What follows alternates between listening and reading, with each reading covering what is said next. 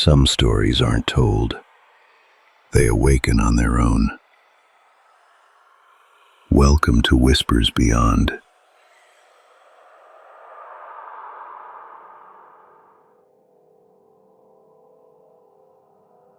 There are towns in America that people don't simply leave. They escape them. Homes still stand. Curtains breathing through broken windows. Toys lie half buried in dirt.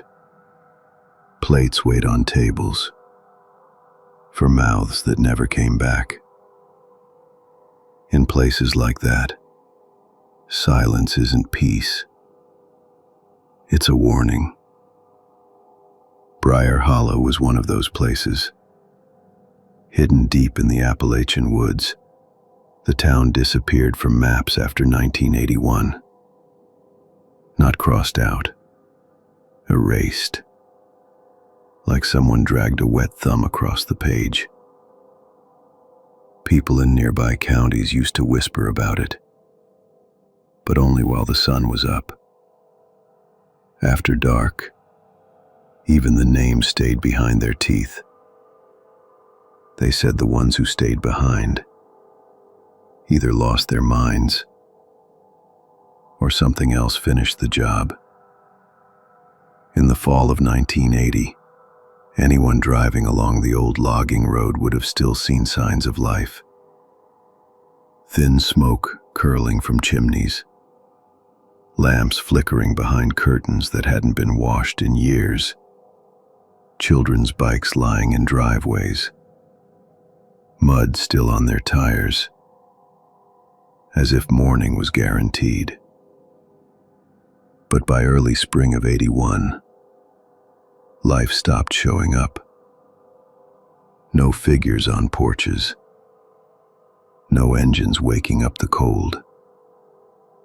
Just silhouettes in windows, too still to belong to the living, and sounds drifting through trees, like footsteps being chewed by the dark. The first outsider to feel it was Carter Whitlow, a mailman of 15 years.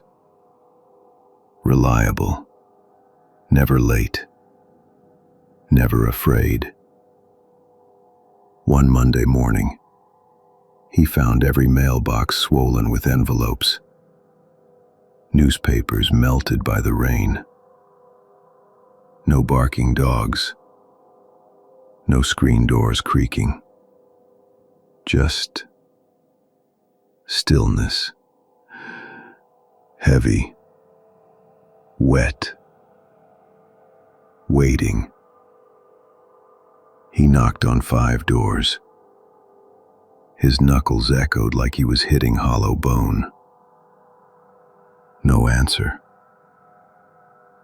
But behind one door, he heard breathing. Slow, heavy, close enough to fog the wood. He walked away without shutting his truck door, and never came back. The next day he asked the sheriff to ride with him.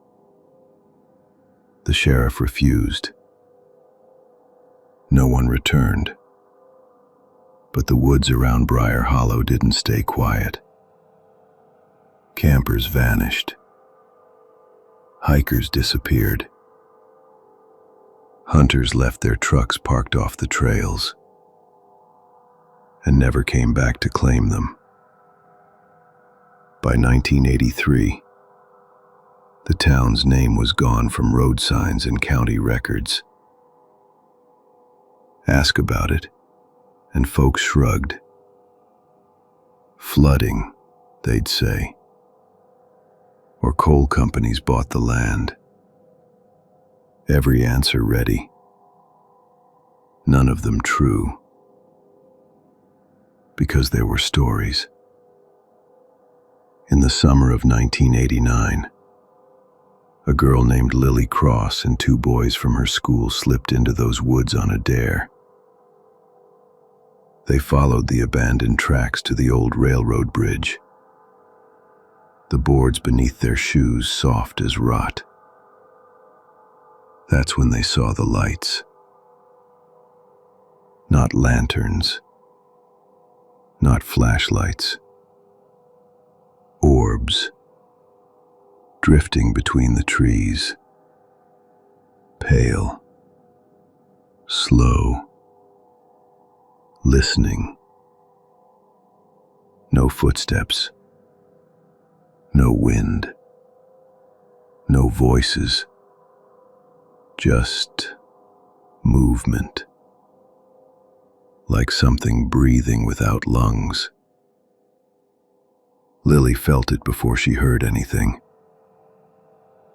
Warm air against the back of her neck. Moist. Close. Too close. She turned.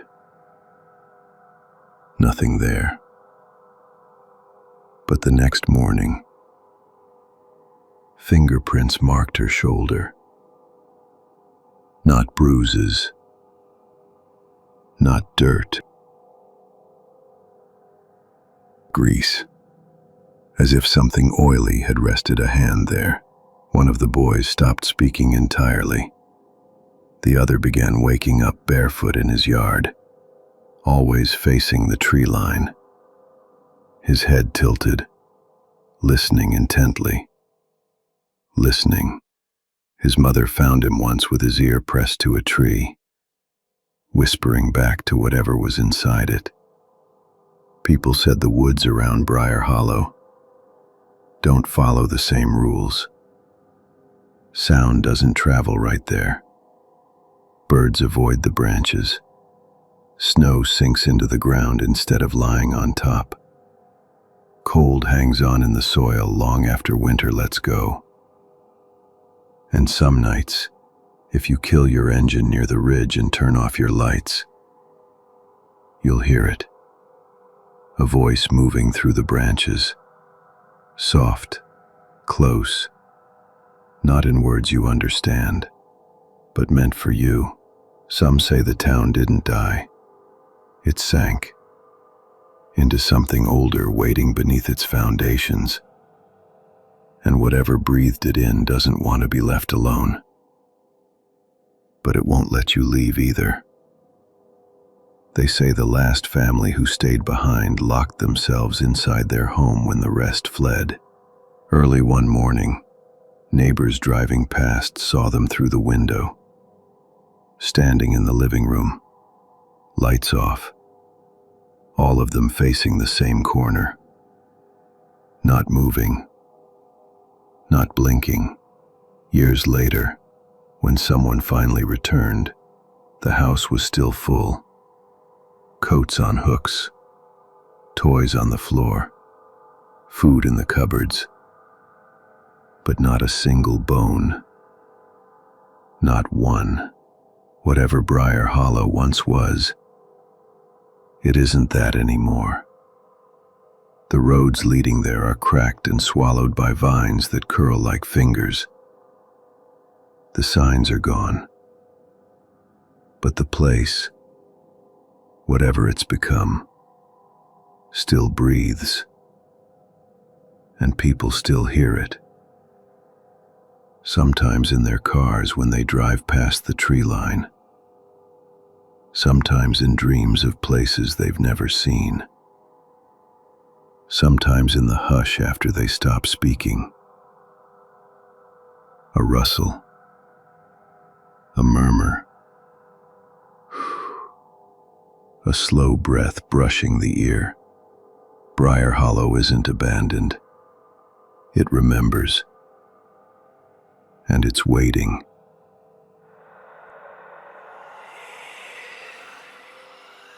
The story ends here, but they don't stop watching. Before you go, subscribe, like, and share, or the whispers may follow you home.